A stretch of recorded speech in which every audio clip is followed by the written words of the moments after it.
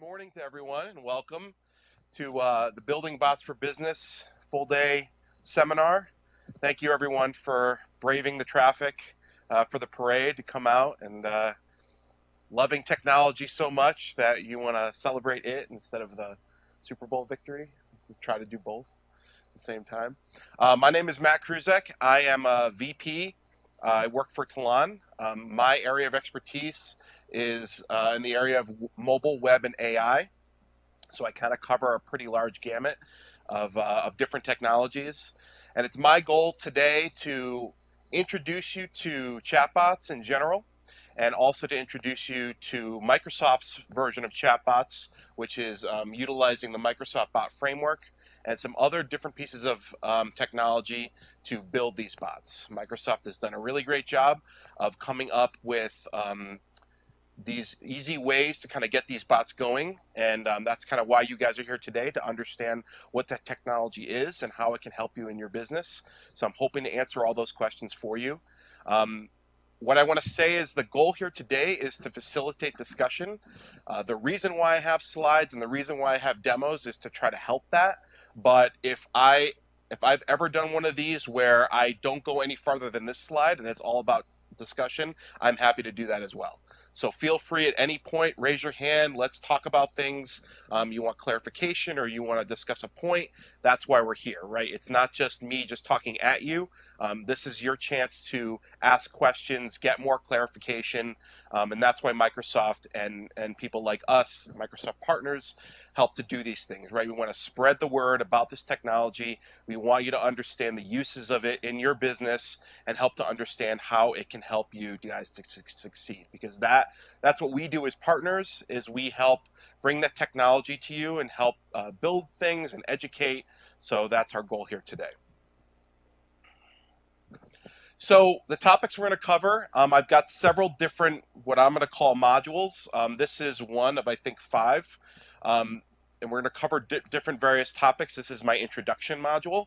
So in this module, we're going to talk about, why a bot, right? Why are chatbots something that you should think about investing in for your business, right? What are the advantages? What are some of the low-hanging fruit areas of opportunity that chatbots can get used at? A lot of stuff in the marketplace that people are doing is very repetitive. You're gonna hear a lot when I take a lot of customer calls. There are some specific topics that people always bring up first because chatbots just make sense there, right? So we'll talk about what some of those are. I'm also going to show you a demo of something that can be built on the Microsoft Bot Framework. And as the day progresses, we're going to be building one of those things from start to finish, right? We'll kind of walk through this is what you get right out of the box. This is how you add various pieces, kind of building up as a crescendo to, here's a full functioning bot. It does all these nice things, uses natural language processing and whatnot. So you kind of see that progression. Along with that, I'm going to go over bot architecture with the Microsoft Bot Framework. They have a very specific architecture, and one of the things that I'll always hear is, some companies will tell me, well, we're kind of rolling our own, or we're using third-party X's library or whatever. So part of what I want to try to do is to articulate to you what it is about the Microsoft Bot Framework that kind of gives you that leg up, right? It gives you that ability to kind of get to day 30 on day 1. So what is some of that architecture? We're going to talk about how bots communicate and what the bot connector is. So what are some of the advantages of bots? Okay, so right off the bat, most of the time when I'm talking about bots, the first thing people bring up is customer service, okay, because it just makes sense, right? It's this idea of you want to utilize bots. Let's say you have 100 calls coming into your call center. Hopefully you have more, but let's say you have 100 coming into your call center.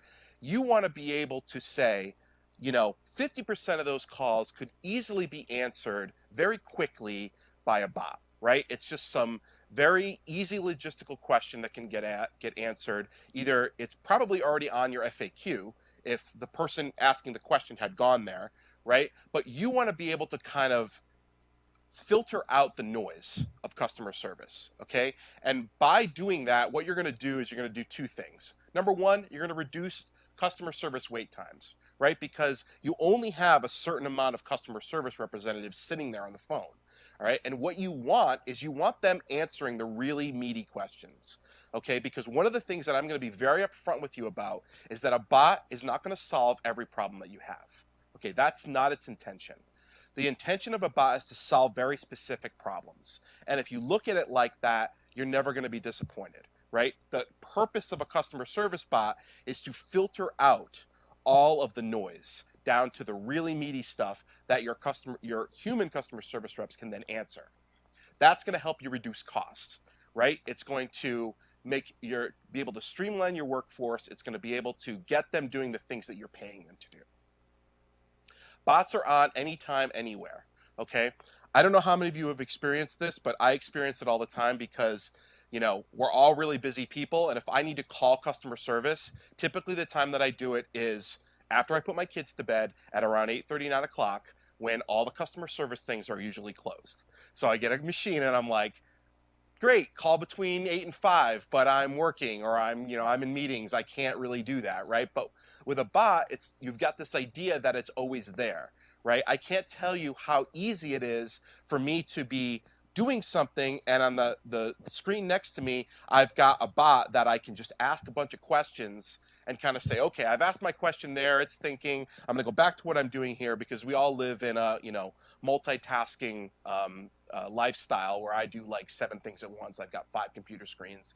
But the fact that I can do that and have that working on the side is really valuable to me, right? This idea that I can just kind of have it on anywhere and access it at any time.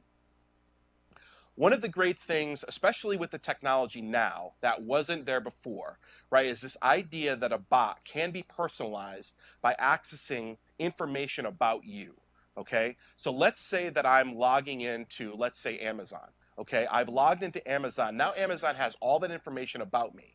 And if I'm chatting with a bot, it can know, oh, I've previously ordered, this item or that item or whatever. And it has information and it can utilize that information to have a much better conversation with me, as opposed to just a very generic, it's going to have the same answer for everybody. Okay. And if you have that kind of personalization, people are more apt to interact with it. It's more like having a conversation with an individual. And with technologies like the Microsoft Bot Framework, that becomes super simple. Right? It becomes simple to call out to a backend API, grab that information, be able to utilize that information in the actual conversation. What else? It's easy to use, right? Everybody can use a bot. Why? Because it's question, answer, right? We sell a whole bunch of things at Talon, right? So we do a lot of different types of software. One of the things that I do is I sell mobile. I sell mobile apps, okay?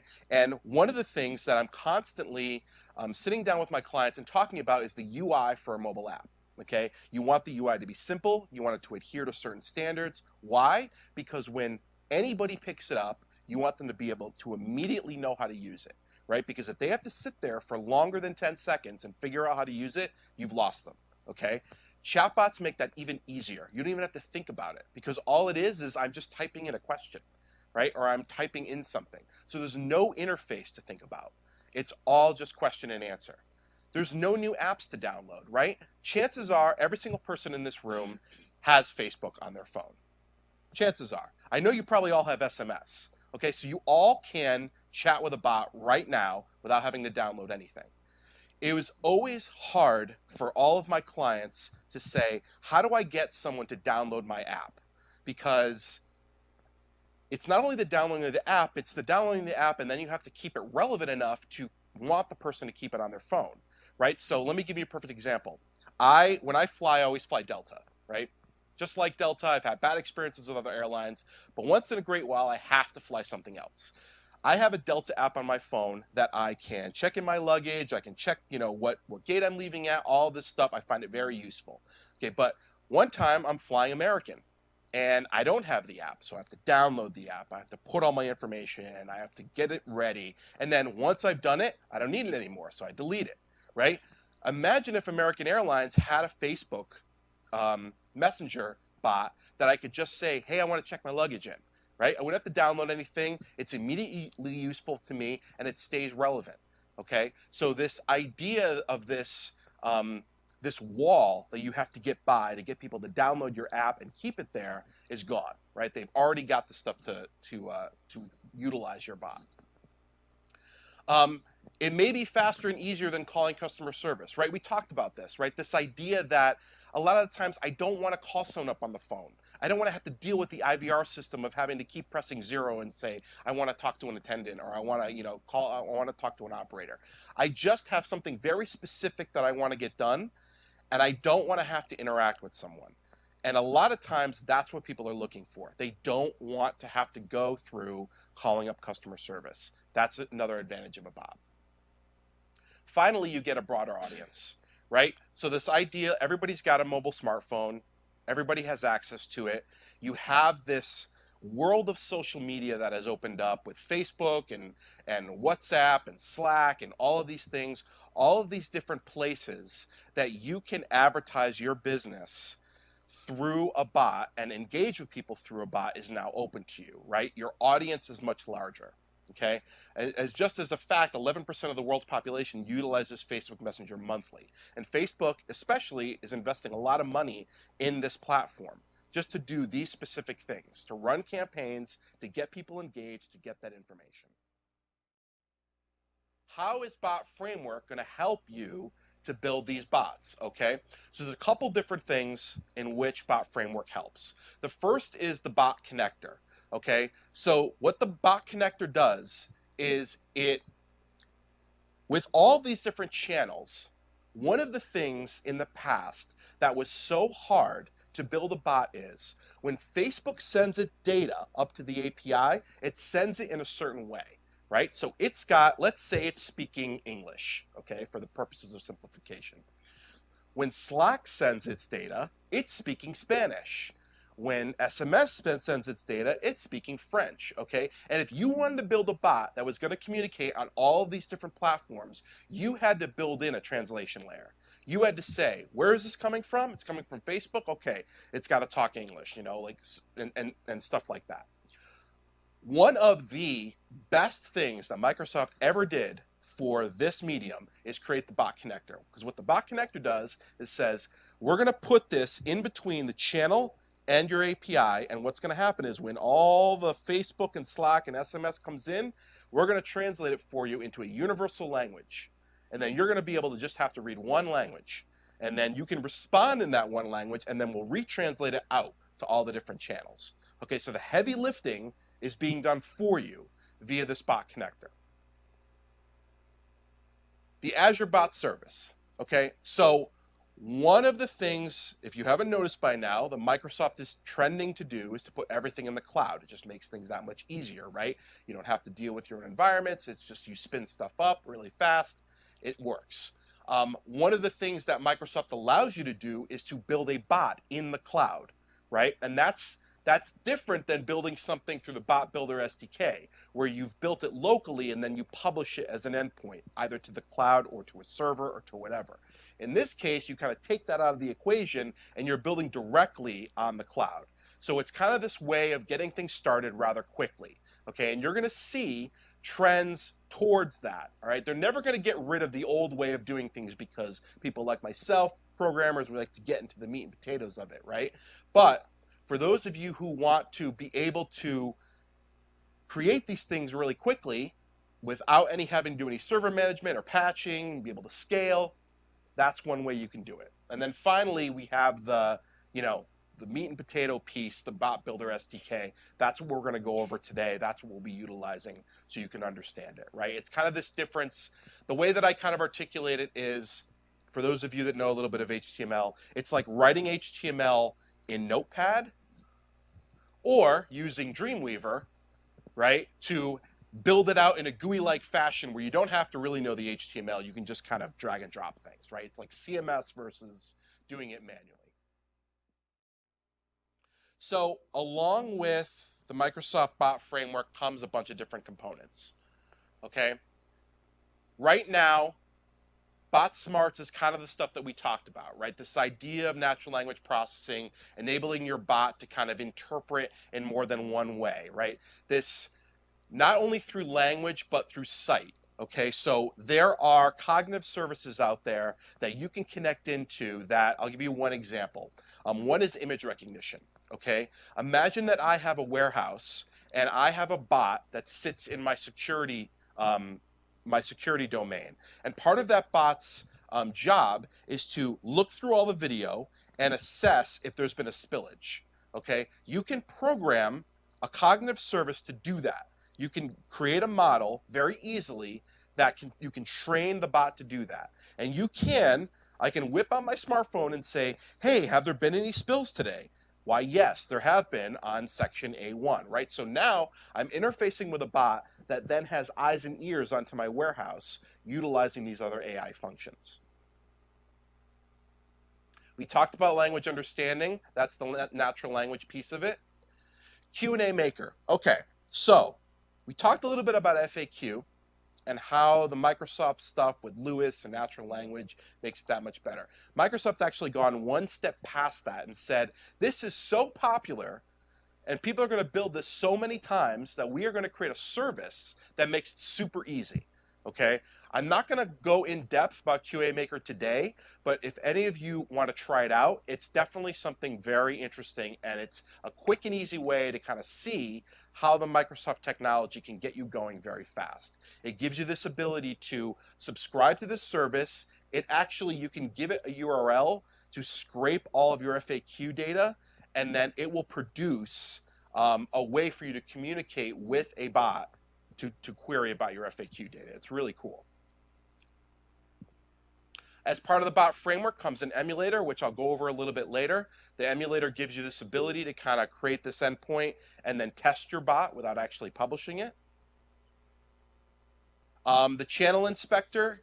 The channel inspector is a way that, because all the different channels have all these different pieces of JSON, they all can be looked at different ways. And one of the things, we're actually going to have Rich Ross from Microsoft come in later on today, and he's going to talk about adaptive cards. And adaptive cards is a way that you can utilize the Microsoft technology to have the message that you're displaying from your bot look specifically how you want to in that channel. Because if you've seen how Facebook looks, it looks a little bit differently than how SMS looks, right? Facebook has a little bit more, like you can do headers, you can do subheaders, things like that. And with that robustness, you need to know how the stuff that's coming out of your bot is going to look. And you can do that with Channel Inspector.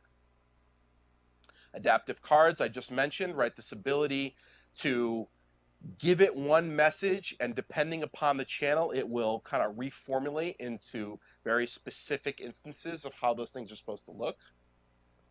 The payments request API. So remember I talked about payments, right? The thing that, Facebook especially is kind of getting into with PayPal.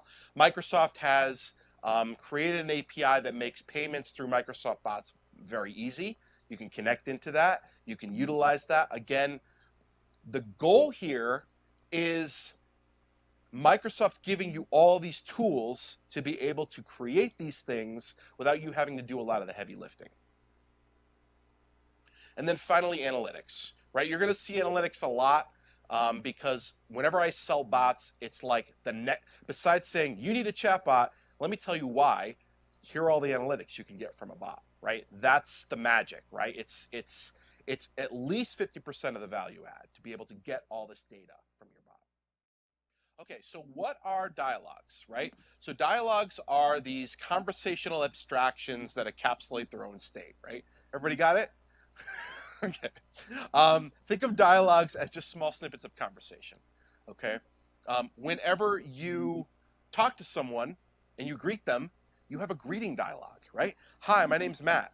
Your name is whatever, that's a dialogue, okay? And the great things about dialogues is that they very much promote code reuse, okay? And for any programmer that you've ever talked to, programmers are inherently lazy people, and we don't want to have to program the same thing a million times. Okay, so when we build something, we build it once so that we can use it multiple places. Okay, and that's what dialogues do, right? It gives us this idea of building a conversation and then being able to use that conversation over and over and over and over again. Okay, They're portable and adhere to the single responsibility principle. Whenever you have a conversational dialogue, it should be very simple. You need to break it up into a very simple piece that only does one thing. Because if you start to get more complicated, it's going to start to have less and less reuse, and then you're going to have it stop being a really good dialogue. Okay, because again, you want to be able to reuse that stuff. So in order to do that, you're going to have to use something called the iDialog interface. The iDialog interface lives in the Microsoft.bot.builder.dialogs namespace, as evidenced from the using up there. All dialogues are going to be serializable because they have to go across the wire. When I say across the wire, I mean to the channel of your choice, right? So if it's a web chat, you're going to your website or wherever you're hosting the bot. If it's Facebook Messenger, it's going there, etc. It only has one method. That one method is start async, okay? Because these are at heart web calls, so they're all asynchronous, okay? And what async does is when the dialogue starts, that's what gets called. Very simple, okay? The complicated part comes in, and you'll see in, let me just ask this question. Has anybody in this room ever done any kind of game programming?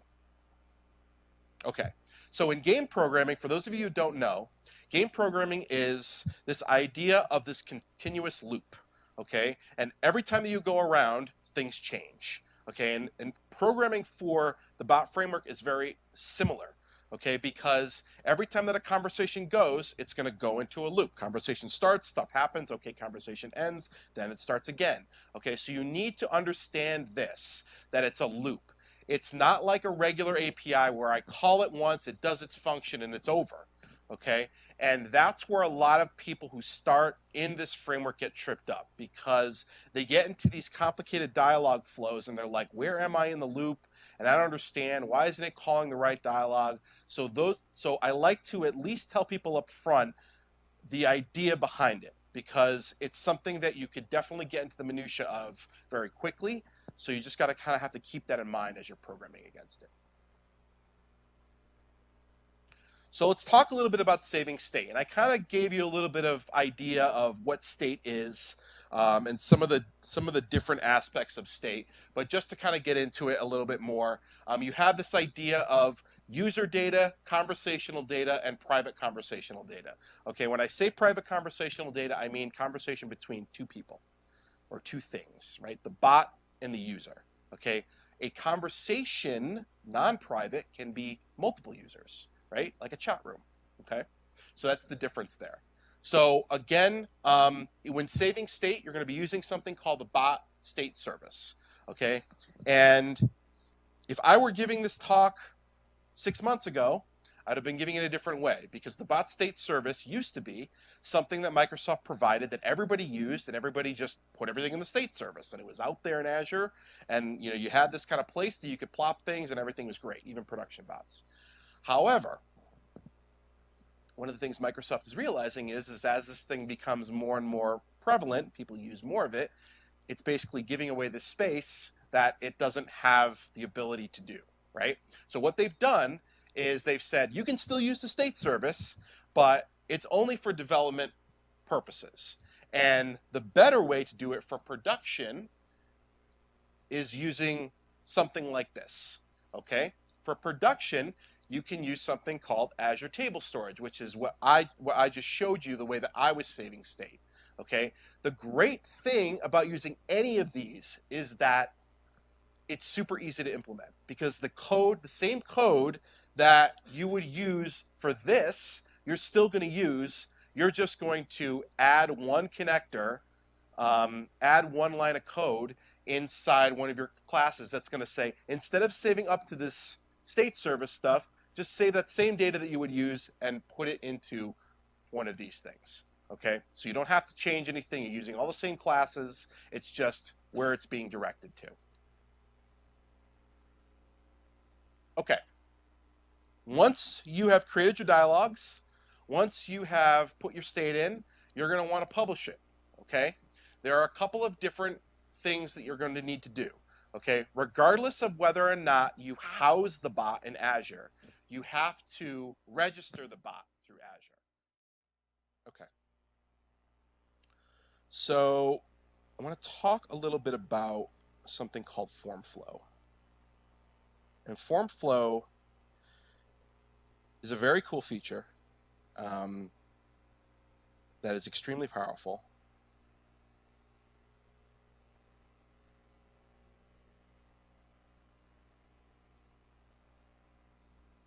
Okay. So most of the time, when you're building a bot, you're going to run into a situation where you need to collect information from a user. Okay. Um, most bots need to do this in some capacity. I mean, yes, you have an FAQ where you ask a question, you get an answer, but a lot of them are going to be what's your name, where you're from, collecting information, because ultimately your bot is a way to gather data, right? I mean, if you're a company, you're utilizing this to gather as much data as you possibly can on your user, okay? And often what will happen is you have a series of items that you want to be able to collect from a user. And what that is going to facilitate, if what I've just demoed for you is any indication, this need to have this loop that goes over and over and over again. Okay, I've got name. Now I need last name. I've got last name. I need address and all that stuff. And along with all of that comes the necessity of having to validate that information. Because what happens if you ask for address and that's not really an address and they put Cookie Monster in there? And we all know Cookie Monster isn't an address. So you need to be able to validate that stuff. Okay, so there's all of these things that you need to do for a very a function that is done quite a bit when you're building a bot. So what Microsoft has done is it's created this thing called form flow that allows you to do a lot of that stuff very easily. So what we're going to talk about is what is form flow, what are some of the features of it, and what are some of the attributes of it, right? This is all about form flow. Okay, so as I've said before, form flow is the ability to essentially fill out a form through a bot. How many rooms do you need? I need 1. How many guests? 2. What's your check-in date, etc. Okay? The idea behind form flow is it gives you more options with less effort. Okay? We're trying to provide a way to have you do these things without having to create, the 7,000-8,000 time loop, by hand that you just saw me create with the greeting stuff. Okay? I'm not going to read all of these, but I've put it in there for you to be able to kind of understand what are some of the things that it kind of gives you, right? Just off the top of my head, one of the things that it gives you is the ability to get help very easily. How often have you been in the middle of a conversation and you're like, I don't know how to get to the next bit. What do I need to do? You can actually type help within a form flow construct, and they have something out of the box that it gives you help and ability to filling out that form. What about the ability, say I'm halfway through my form flow, say I'm down here at how many guests, and I'm like, wait a minute, it's 4 guests, I need 2 rooms. What do I do, right? With form flow, you can automatically say, I want to go back and I want to change my previous answer, right? And if you think about having to program that by hand with the way that we just programmed the greeting dialogue, that can be very arduous, right? And you would imagine if you had to do it by hand, you probably would take all this developer time to create something like form flow to keep doing it for yourself next time. But Microsoft has already done that for you. What about kind of, to continue on with this trend, say I've got like 10 questions that I've asked, okay? And at the end, I want to know what were my answers. FormFlow gives you that ability as well. It gives you this summary at the end of, okay, here are the things that you said, right? Here's kind of the summary of what we've decided, okay? And then it takes that and it gives it the back end the ability to take all that data and put it into an object. So how do we customize our forms? Okay, we've got 3 different ways to customize your forms. You have what's known as an attribute. Okay, an attribute is basically when you create a form, you're just creating an object, right? You're creating a C# class or a Node.js class, and you're saying, let's say that I'm creating a form for ice cream. Okay, I'm going to create an ice cream class. That ice cream class is going to have stuff like flavor. It's going to have a Boolean that says if I want sprinkles or not. It's going to have type of cone. Right? All of that information is going to go into one class that I'm going to want to populate through my bot. Okay?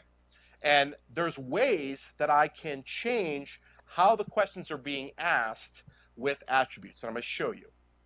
Along with attributes comes custom business logic, right? So if you have specific ways that you want to be able to set values or get values, you can do it like that, right? It gives you a lot of customization around this type of thing. And then finally, it all kind of rolls up into this form builder, right? The form builder is kind of this this methodology of, okay, I want to add a question. Great. This is what the question is going to be. Here's what the validation is going to be, etc. It gives you the most amount of control. So you're going to kind of see this transgression of, I just want to put a class out there. I want to feed it into form flow and I want it to handle the rest.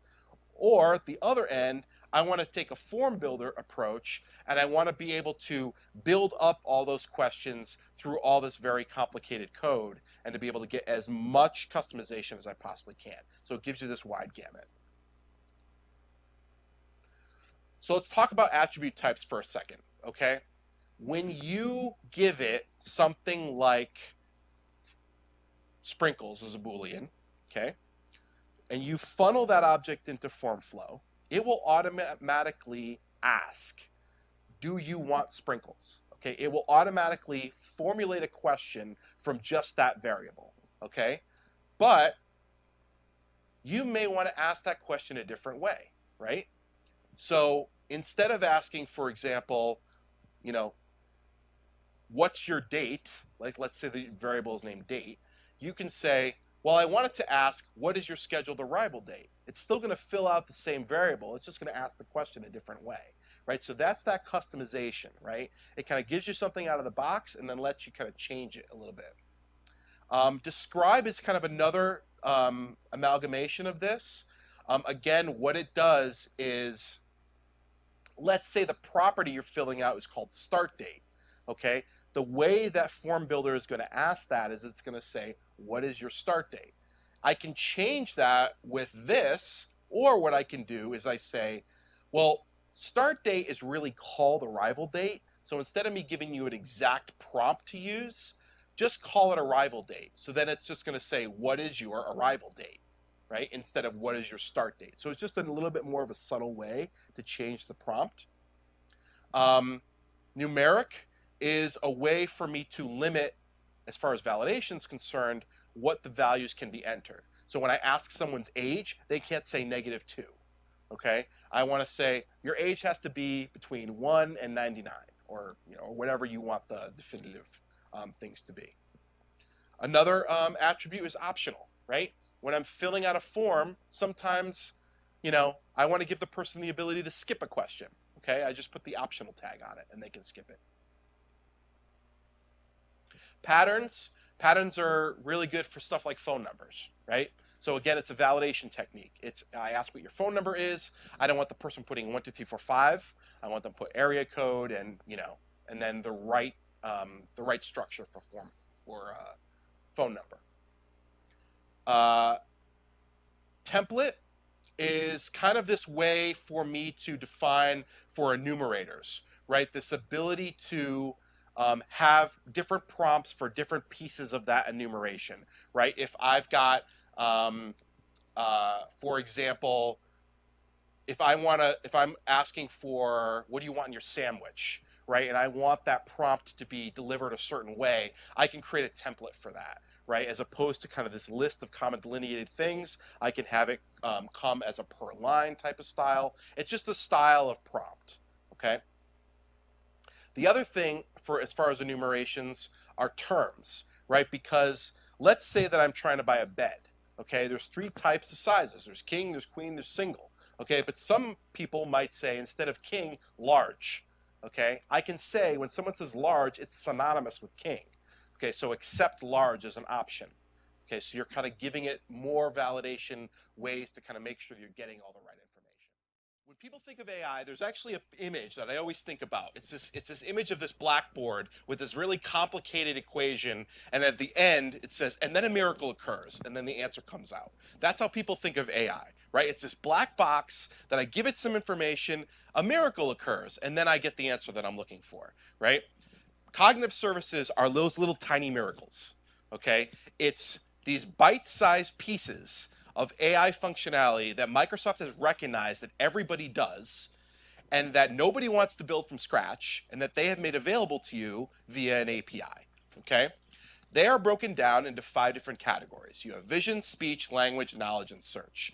And my goal with this particular module is just to kind of give you a high-level idea of what some of these things are and how they can be integrated with your bots to give your bots a little bit more value, right?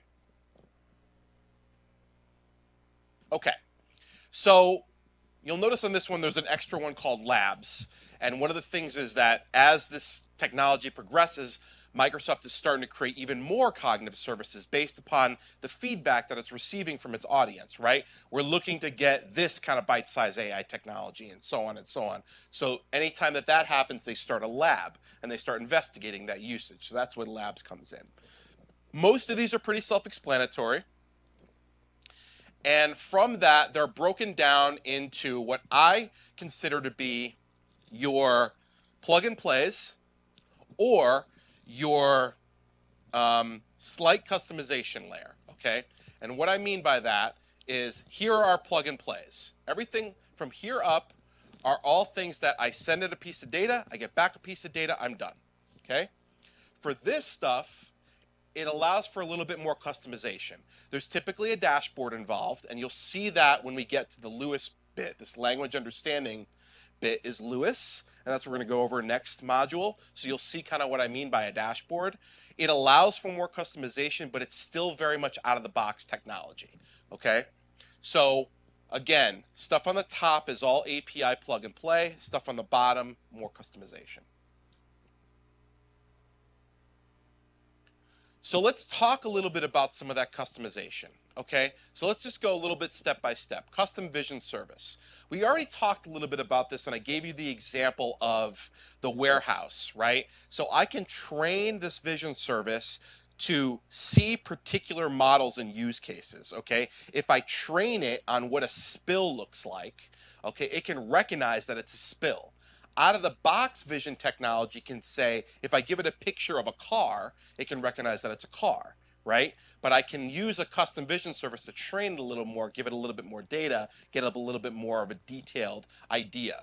I actually did a proof of concept for a client one time where they had like a Pinterest-like page. And what they wanted to do is they wanted to identify different pictures by different people who have taken the photographs. So what I did was I loaded up the vision service with examples of other photographs that that particular photographer had taken. And then when I loaded in a new photograph that it had never seen before from that same photographer, it was able to identify that photographer and say, this is from this guy's work, right? Just because of the style and a lot of the stuff about the image and things like that. So it's that powerful. It can actually identify stuff like that. Speech recognition, custom speech service. So this idea that you can do stuff like, I want to identify a user by their speech pattern, or I want to authenticate a user from their speech pattern. That's what that is. The language understanding is all NLP. We'll talk about that with the next module, so I won't go too far into that. The custom decision service. So the best way I can explain this is for any of you that read paper online, so you go to like the New York Times, okay, especially if you go to the MSN homepage, when you go to that homepage and they know who you are and you click on like a sports story, the next time you go to the homepage, you're going to notice there's more sports stories. Why? Because what it's doing is it's taking the stuff that it knows that you're interested in and making decisions on the stuff to show based upon that data.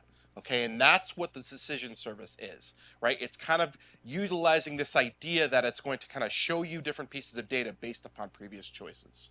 And then the custom search is just taking the idea of a Bing search and making it to be extremely customized based upon the data that you have, right? So it's kind of matching, it's taking that Bing search experience and bringing it to your specific website.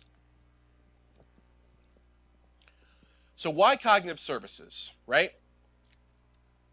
They're really easy, okay? I actually, for those of you who don't know, I know I mentioned it to a few of you, I'm also a Pluralsight author. So Pluralsight is a on-demand video learning site for developers and IT professionals, okay, if you haven't heard of it before.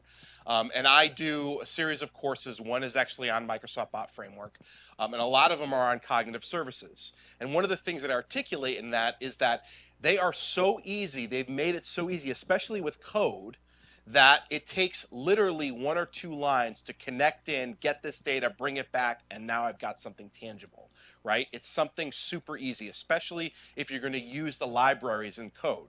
Now, you don't have to use the libraries because it's flexible, right? It's an API. You can call it with any REST console. As long as I'm sending it to the right endpoint and I'm giving it the right data, it's going to do the exact same thing as it would as if I'm using the library.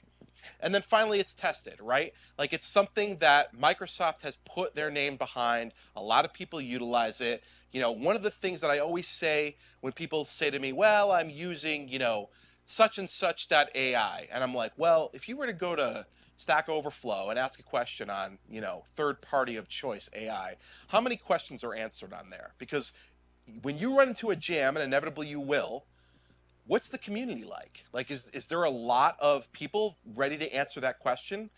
With this stuff, with Microsoft, you know that there is, right? You have a partner that's going to help you along this course. So I'm just going to go over kind of some highlights of these really easy. One of the things I'd like to encourage you all to do is if you go to Google and type in Microsoft Cognitive Services, and I'll show you the page in a minute, it has a lot of these that you can just test right on the page, and you can kind of see them in action. So you can kind of see what's going on, right? So we talked a little bit about computer vision, this idea that I can send in an image and it can recognize it. And you're probably saying, computer vision, Matt, but why does that matter with bots? Why do I need that, right? Let me give you an example. Let's say you're creating a bot, and you're creating a bot for an insurance company. And you, as part of that insurance bot, you want to send in an image of your car accident, okay? Great. Chatting with the bot, please send me my image. Click. And instead of sending an image of your car, you send an image of your dog, right? Under normal circumstances, that wouldn't get detected until the claim went to go submitted and the underwriter said, this is an image of a car, this is an image of a dog. I'm going to deny this claim, okay? But what's great about the computer vision API is I can do validation to say, hey, this is not an image of a car, this is actually an image of a dog, could you please send me the right image? I can do the validation right there, okay? So that's one way in which you can utilize it in a chatbot type functionality. Some of the other ones, the video API and video indexer, a lot of these you'll see kind of combine. So this idea that I can submit a piece of video to this service and I can have it detect how many different speakers, when did speaker X start, when did speaker Y start, you know, what was the key components of speaker X's sentence from 113 to 115, what were the key words, etc. All of that stuff can be done with this video indexing, right? So imagine that I've got a 2-hour-long webinar that I want to submit to this thing and look for the keyword of machine learning.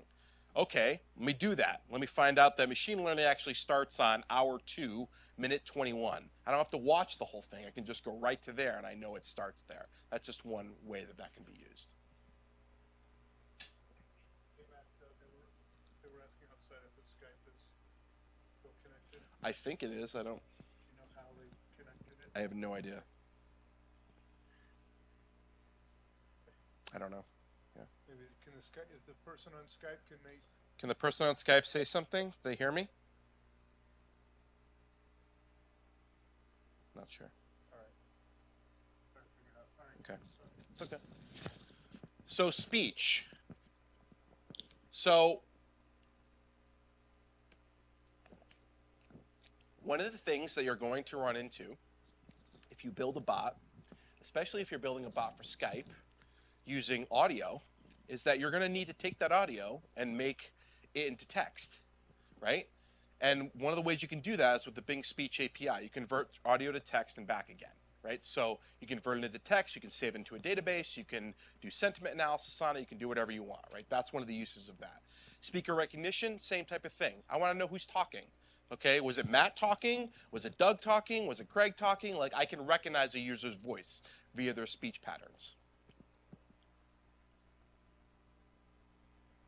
Language. So with the language stuff, you know, comes our old friend Lewis down here at the bottom. But one of the ones that I like to talk about the most is the Text Analytics API. So what does that do for you? So with the knowledge stuff, the ones that I like to talk about, we've talked about Q&A Maker a little bit. The other one I want to talk about is the Recommendations API. So one of the cool things that Microsoft recognizes is that whenever you're selling some kind of product, being able to upsell another product is really important, right? That's what the Recommendations API does. Hey, I saw you bought soap. You might want to buy a bathroom brush as well, right? It just has this ability to take the data that you have fed it, make an analysis on that data, and then make a recommendation about it as well, right? All out of the box. So in normal sense, you would have to program that from the ground up. But with this, it's just you feed in your data and it gives you back an answer. And then finally, search. So search is kind of self-explanatory in a way, but what Microsoft has done is it has taken the power of the Bing search algorithms and made them available to the masses, right? So this idea that if I put the Bing image search API on my website, I can utilize that API to do these types of searches. Again, let's go back to the customer I was talking about where they had all those different pieces of photography. And if I just said, if I uploaded a piece of photography and said, show me images like this one, like of a city street, right? It could take that, do image searches on it and say, okay, here are some other city street images, just with me uploading a picture. And then finally, they have labs. You know, a lot of these labs, I'm not going to go too far into them, but a lot of them have to do with logistical stuff. And when I mean logistical stuff, I mean, and this is one of the things that I have a conversation with my wife all the time where I say, we're going somewhere, and she's like, well, I want to eat before we get there. Are there any good restaurants along that path? And I'm like, I don't know. I mean, we're going to go through this town or this town, and I got to Google it. Imagine I could send in where I am, where I'm going, and I can know along that entire route, here are all the really great restaurants that there are. Here's all the gas stations around that route.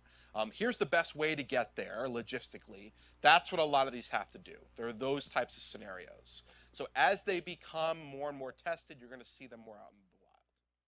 So we're going to talk about what Lewis is, and then we're going to talk about the 3 different features of Lewis. And if you understand what these 3 features are, you're going to understand 90% of what you need to know about Lewis. So what is Lewis?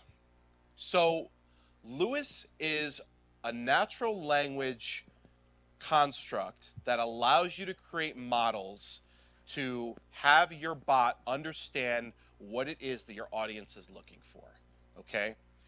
And by doing that when you think about ML, so let's think about machine learning for a minute. So whenever I describe ML, the way I describe it is that ML is about taking a large amount of data, making some assumptions about that data, and then that is what you do to teach the machine.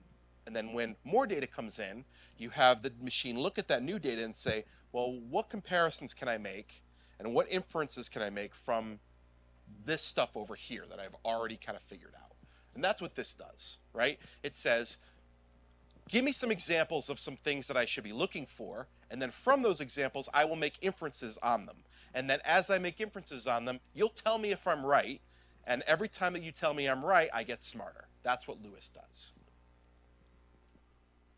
So let's talk about a world without Lewis, and I know you all love my little pretty pictures.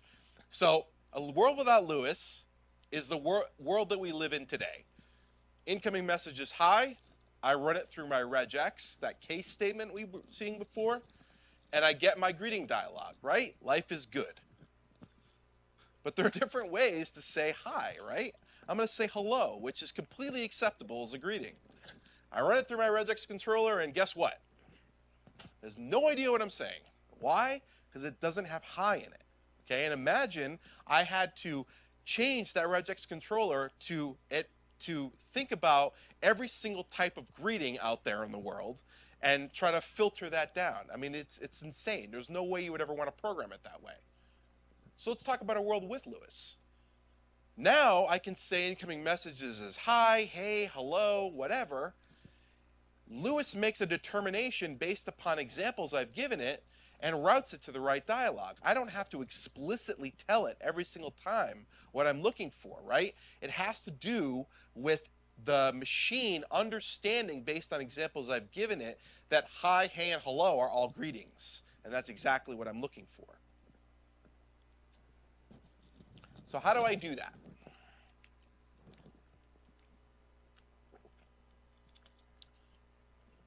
The first thing I do is I need to state my intent. So what's an intent? Intents are the verbs of the Lewis world. They identify the action that you want your bot to take. So let's take an example, okay? Let's take the restaurant bot example. What do I want the restaurant bot to do? I want to be able to make a reservation. I want to be able to know the hours of operation. I want to be able to query the menu. Those three things. Anything else, it's going to say, I don't know what you mean, right? Because you kind of get this, this no intent by default where it doesn't really understand, okay?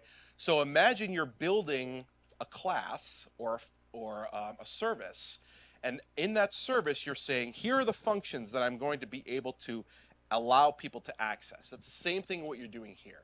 You're saying, okay, I want to know the hours of operation, I want to make a reservation, I want to query the menu. There's only three things that I want to be able to do. Those are my intents.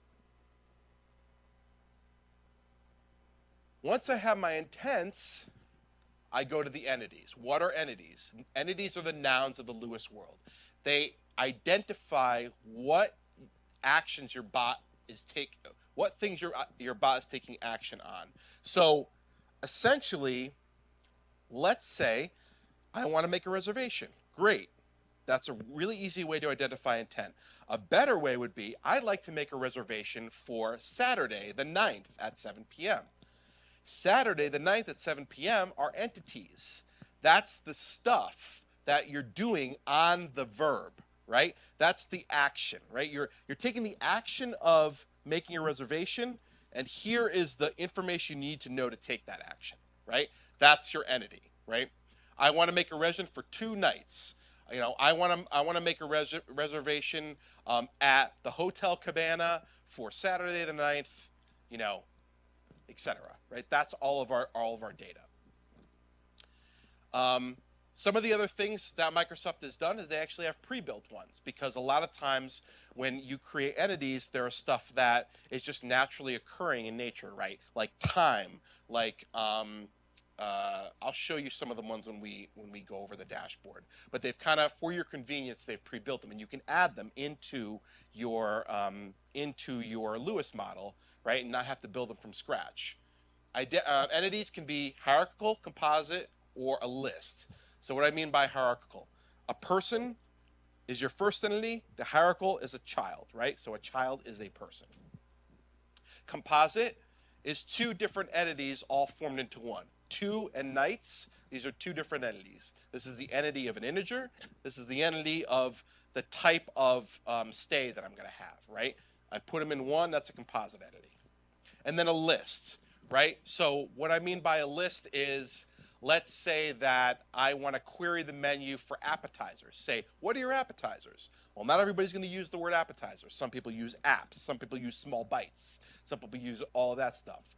So instead of having each one of those be an entity, I just say, appetizers is my list item. Here are all the synonyms that go along with it. And then finally, you're going to define your utterances, right? So I have my intents. I know what I want my bot to do. I have my entities. I know the data that I need to know in order to do those things. Now I need to give it some examples. So utterances are the sentences of the Lewis world. They identify the phrases to link to intents and entities. So it helps Lewis learn. So what do I mean by that? What I mean is, if I'm defining the intent of what are your hours of operation or when are you open, I'm going to say as a sentence, when are you open? Because that's one way that I could trigger that intent. What are your hours of operation? That's another sentence. That's another utterance that I can use in order to trigger that. These are examples that I'm giving it in order to define and teach Lewis how to identify that intent. And this all will become clear once I open up the dashboard. It's all very theoretical right now, but as you see it work, it's gonna make more sense. If any of you are interested in this topic, we at Talon, as a Microsoft partner, we do what's known as a whiteboarding session, and it's completely free. And what we do is we come in and we talk to the business users in your company, and we talk even more in depth than some of the stuff that we talked about. And we say, well, here's a good scenario that might work well in your business. We'll talk to you about specific use cases for you specifically. I know in this kind of in classroom style, it's not always easy to talk about something that your business is looking for specifically, unless it's a side conversation. So we do that as a partner, and what we kind of do is we say, okay, well, if you want to pursue that, we can do a proof of concept and kind of start to show value, and we can offer our expertise in that realm. So that's something that I want to offer to all of you. Inside the Talon card packet are cards for myself and I think some other people that came with me. Feel free to contact us. We'd love to work with you, get the knowledge going. Thank you so much for your attention. I really appreciate it. I love doing this. You can tell I get pretty excited about it. So it's definitely, even if you just want to have a conversation about it, I'm more than happy to. So with that, I'll turn it over to Rich.